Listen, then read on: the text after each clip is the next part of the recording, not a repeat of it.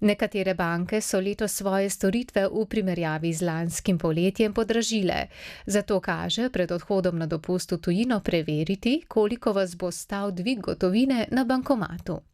Vsekakor vas bo dvig gotovine z navadno bančno kartico stal manj kot s kreditno kartico.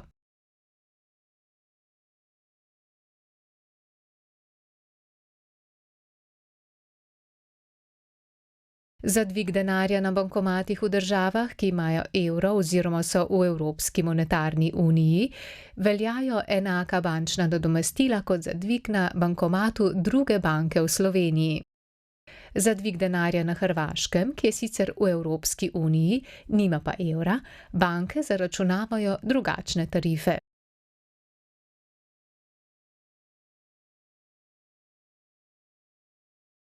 In koliko vas bo stal dvig gotovine na Hrvaškem?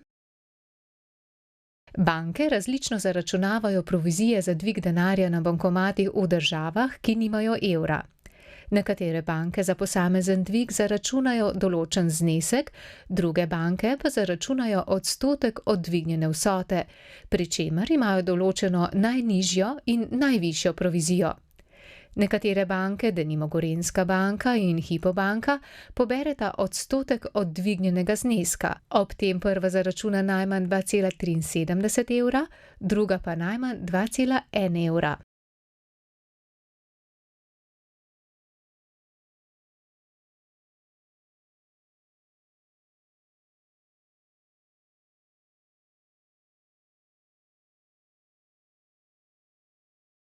Če denar dvigujete na bankomatu v državi, ki ima evro, veljajo enake provizije, kot bi dvigovali na bankomatu druge banke v Sloveniji. V tem primeru nekatere banke ne zaračunajo nič, druge pa okoli pol evra provizije.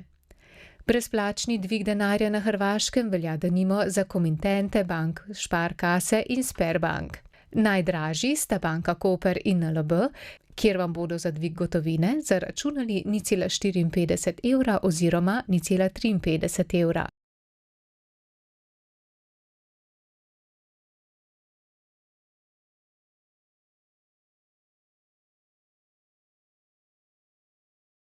Ob tem naj vas opozorimo, da je nadomestilo za dvig s kreditno kartico, to je kartica z odloženim plačilom, ki ga zaračunavajo banke, precej višje od nadomestila za dvig z navadno bančno kartico.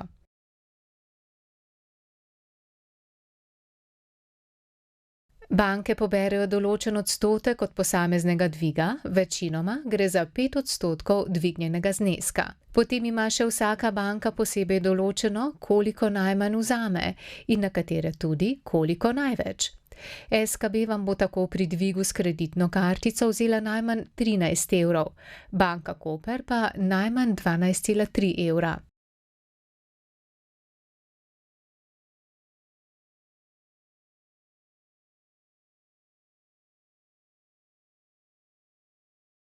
Glede na strošek dviga zunaj evropskega območja je pametneje enkrat dvigniti večji znesek, kot pa večkrat majhnega. Zaradi visokih stroškov dviga na bankomatu je bolje kupovati s kartico kot pa z gotovino.